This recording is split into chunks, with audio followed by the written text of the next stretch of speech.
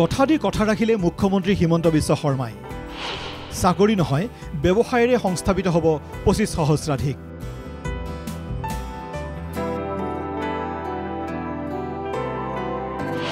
ৰাজ্যৰ উদ্যমী যুৱক যুৱতীৰ বাবে মুকলি মুখ্যমন্ত্ৰীৰ আত্মনিৰ্ভৰ অসম অভিযান আঁচনি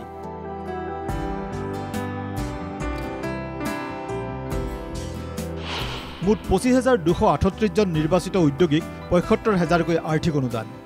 ৰাজ্যৰ হাজাৰ হাজাৰ উদ্যমী যুৱক যুৱতীলৈ আশাৰ ৰেঙনি কঢ়িয়াই অসম চৰকাৰে কাৰ্যকৰী কৰিলে মুখ্যমন্ত্ৰীৰ আত্মনিৰ্ভৰ অসম অভিযান আঁচনি চাকৰিয়ে শেষ নহয় আপোনাৰ যদি ধৈৰ্য আৰু একাগ্ৰতা থাকে তেতিয়াহ'লে চৰকাৰী সহযোগত আপুনিও লাভ কৰিব অশেষ এই আঁচনিৰ জৰিয়তে কৃষি আৰু উদ্যান শস্য পেকেজিং মীন পালন কাঠভিত্তিক উদ্যোগ হাঁহ কুকুৰা গো ছাগলী গাহৰি পালন বস্ত্ৰ বাঁহ ৰবৰ কাগজ কলম আদি বিভিন্ন ক্ষেত্ৰত জড়িত মুঠ 25,238 জন নিৰ্বাচিত উদ্যোগীক 2 পৰা 5 লাখ টকালৈ আৰ্থিক অনুদান আগবঢ়াইছে চৰকাৰে আঁচনিৰ সুবিধা লাভ কৰা বিভিন্নজনে চৰকাৰৰ এই সুদূৰ প্ৰসাৰী পদক্ষেপক একেমুখে ললে খলাক মই ব্যৱসায় কৰোঁ ষ্টেচনাৰী দোকান আছে তো এইখিনি যে সুবিধা দিছে বহুত বহুত ধন্যবাদ আমাৰ CM ছাৰক মই নতুনকৈ ষ্টাৰ্ট কৰিম বিজনেছ এই অফিচ ষ্টেচনাৰী শ্বপ কিছুমানে বহুতখিনি সকাহ দিছে এতিয়া এইখিনিৰ কাৰণে আমি এটা আগুৱাই যাবলৈ উপায় এটা পাইছোঁ এটা সম্বল এটা পাইছোঁ কমচে কম আগুৱাই যাওক খোজটো দিবলৈ সাহস কৰিব পাৰিছোঁ আৰু আমিতো খুব আনন্দিত হৈছোঁ এই CM ছাৰৰ এয়া সাহায্য পাই কিনে আৰু মই কাপোৰৰ ব্যৱসায় কৰিম বুলি ভাবিছোঁ সন্মানীয় আমাৰ মুখ্যমন্ত্ৰী হেমন্ত বিশ্ব শৰ্মা ডাঙৰীয়াৰ কথাটো ক'বলৈ ভাষাই নাই তেওঁ অসমখনৰ কাৰণে ইমানেই চিন্তা কৰিছে নিবনুৱা সমস্যাখিনি সমাধানৰ কাৰণে আমাক যিটো অৰিহণা তেওঁ দিছে তাক লৈ যিখিনি নিবনুৱা আছে তেওঁলোক উপকৃত হ'ব বুলি ভাবিছোঁ মানে চাকৰিৰ পাছতে ব্যৱসায় যিটো সংস্থাপন যিটো মানে এটা ব্যৱস্থা যিটো ব্যৱস্থাত আজি চৰকাৰে যে সহযোগিতা আগবঢ়াইছে ইয়াত মই ধন্যবাদ দিছোঁ প্ৰথম কিস্তিত প্ৰতিজন হিতাধিকাৰীক প্ৰদান কৰা হ'ল ৭৫,০০০ টকাকৈ দ্বিতীয় কিস্তিৰ ধন লাভৰ বাবে 3দিনীয়া প্ৰশিক্ষণত অংশ ল'ব লাগিব হিতাধিকাৰীয়ে প্ৰশিক্ষণৰ অন্তত অহা 10 নৱেম্বৰত পুনৰ প্ৰদান কৰা হ'ব 25,000 টকাকৈ পৰৱৰ্তী পৰ্যায়ত ব্যৱসায় উদ্যোগৰ অগ্ৰগতিৰ ভিত্তিত প্ৰদান কৰা হ'ব বাকী থকা অনুদান তদুপৰি 50% ৰাজসাহায্য লাভ কৰিব হিতাধিকাৰীসকলে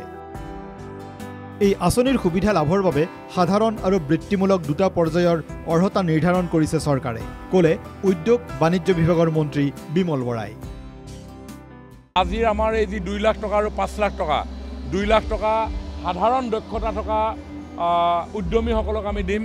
আৰু 5 লাখ টকা টেকনিক্যাল এডুকেটেড ইউথ আছে কোনোবা BDS আছে কোনোবা MBBS আছে কোনোবা চাৰ্টাৰ্ড একাউণ্টেণ্ট আছে কোনোবা MBA আছে তেওঁলোকক দিম ইয়াৰে 50% গ্ৰান্ট 1 লাখ টকা তেওঁলোকে ঘূৰাব নালাগে 2.5 লাখ টকা তেওঁলোকে ঘূৰাব নালাগে কিন্তু 50% তেওঁলোকে ঘূৰাব লাগিব উইদাউট ইণ্টাৰেষ্ট 5 বছৰৰ ভিতৰত ঘূৰাব লাগিব অনুষ্ঠানত মুখ্য অতিথি হিচাপে অংশ লৈ আৰ্থিক অনুদান লাভ কৰা হিতাধিকাৰীসকলক উদ্দেশ্যি মুখ্যমন্ত্ৰী ডক্টৰ হিমন্ত বিশ্ব শৰ্মাই ক'লে আঁচনিৰ ধনেৰে কোনে কি কাম কৰিছে তাৰ ওপৰত নজৰ ৰাখিব চৰকাৰে ভালদৰে কামত নিয়োজিত হোৱাসকলেহে লাভ কৰিব পৰৱৰ্তী অনুদান 2 লাখ টকাৰ সদ্ব্যৱহাৰ কৰিলে ভৱিষ্যতে লাভ কৰিব 20 লাখ টকা পৰ্যন্ত ঋণ আপোনালোকৰ লগত একোজন যুৱকক আমি নিযুক্তি কৰিছোঁ তেওঁক কোৱা হ'ব CMAAA ফেলো অৰ্থাৎ তেওঁলোকে আপোনালোকৰ লগত মাজে মাজে কথা পাতিব আপোনালোকৰ ব্যৱসায় বাণিজ্য তেওঁলোকে চাব যোনে যি কাম কৰিছে আৰু এটা বছৰ পিছত যিসকল ল'ৰা ছোৱালীৰ কাম কাজক লৈ আমি সন্তুষ্ট হ'ম তেওঁলোকক আমি লগে লগে পৰৱৰ্তী ধন আমি মুকলি কৰি দিম আৰু যিজন ল'ৰা বা ছোৱালীয়ে আপোনালোকক মাজে মাজে দেখা সাক্ষাৎ কৰিব চোৱা চিতা কৰিব তেওঁলোকে ডাইৰেক্টলি আহি মোক বা বিমল বৰাক প্ৰতিবেদন দিব আৰু তাৰ ওপৰত ভিত্তি কৰি আমি পৰৱৰ্তী ধন আমি মুকলি কৰাৰ ব্যৱস্থা কৰিম আমাৰ উদ্দেশ্য হ'ল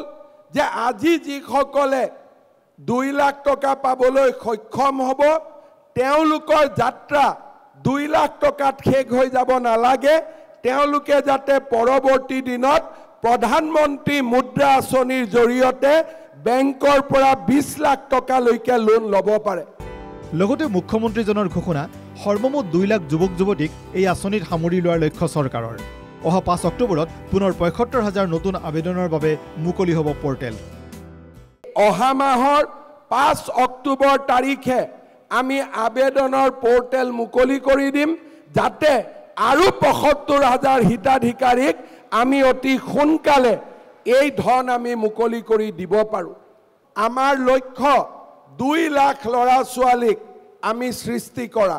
মোৰ প্ৰচেষ্টা হ'ব যে এই প্ৰক্ৰিয়া যদি সফল হয় পৰৱৰ্তী দিনত আৰু 1 লাখ যুৱক যুৱতীৰ বাবে এই আঁচনি আমি মুকলি কৰি দিব খুজিছোঁ। অৰ্থাৎ সৰ্বমুঠ 2 লাখ ল'ৰা ছোৱালীক আমি এই আঁচনিৰ জৰিয়তে আমি আত্মনিৰ্ভৰ অসমৰ ফালে লৈ যোৱাৰ বাবে আমি চেষ্টা কৰিম।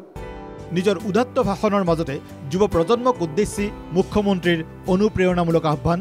চাকৰিয়ে জীৱনৰ সপোন শেষ কৰে, উদ্যোগ ব্যৱসায়ে জীৱনৰ সপোনবোৰ বাস্তৱ কৰে। মই অনুৰোধ কৰিম আপোনালোকে জব চিকাৰৰ পৰিৱৰ্তে জব গিভাৰ হোৱাৰ বাবে চেষ্টা কৰক। চাকৰিয়ে জীৱনৰ সপোন ৰুদ্ধ কৰে আৰু ব্যৱসায় আৰু উদ্যোগে জীৱনৰ সপোন মুকলি কৰে। ভিডিঅ' জাৰ্নেলিষ্ট বনজিৎ দাসৰ সহযোগত গুৱাহাটীৰ পৰা দীপাংকৰ কলিতাৰ ৰিপৰ্ট, NK TV।